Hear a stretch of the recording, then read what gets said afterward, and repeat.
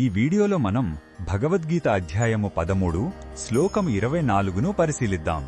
ఈ అధ్యాయంలో శ్రీకృష్ణుడు క్షేత్రం అంటే శరీరం, క్షేత్రజ్ఞుడు అంటే ఆత్మ మధ్య ఉన్న తేడాను వివరిస్తున్నాడు.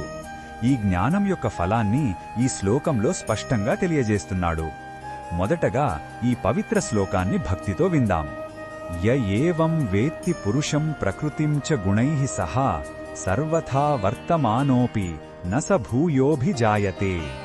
ఈ శ్లోకం అర్థమేమిటంటే, ఎవరైతే పురుషుడిని అంటే ఆత్మను, ప్రకృతిని అంటే ఈ భౌతిక ప్రపంచాన్ని, అలాగే దాని 3 గుణాలను సత్వ, రజో, తమో గుణాలను స్పష్టంగా అర్థం చేసుకుంటారో, వారు ప్రస్తుతం ఏ స్థితిలో ఉన్నప్పటికీ, ఎలాంటి పనులు చేస్తున్నప్పటికీ మళ్లీ జన్మించరు.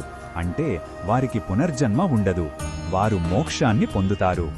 ఇక్కడ పురుషుడు అంటే కేవలం చూసేవాడు, అనుభవించేవాడు అయిన ఆత్మ. ప్రకృతి అంటే మన శరీరం, మనసు, బుద్ధి మరియు మన చుట్టూ ఉన్న ప్రపంచం. ఈ రెండింటికి తాను వేరు అని తెలుసుకోవడమే నిజమైన జ్ఞానం. ఈ శ్లోకంలో ఉన్న భావం మనకు ఏమి చెప్తుందంటే, విముక్తి అనేది మన బాహ్య పరిస్థితుల మీద లేదా మనం చేసే పనుల మీద ఆధారపడి ఉండదు. అది కేవలం మన సరైన అవగాహన మీద ఆధారపడి ఉంటుంది. మనం ఈ శరీరమే నేను, ఈ మనస్సే నేను అని భ్రమలో ఉంటాము.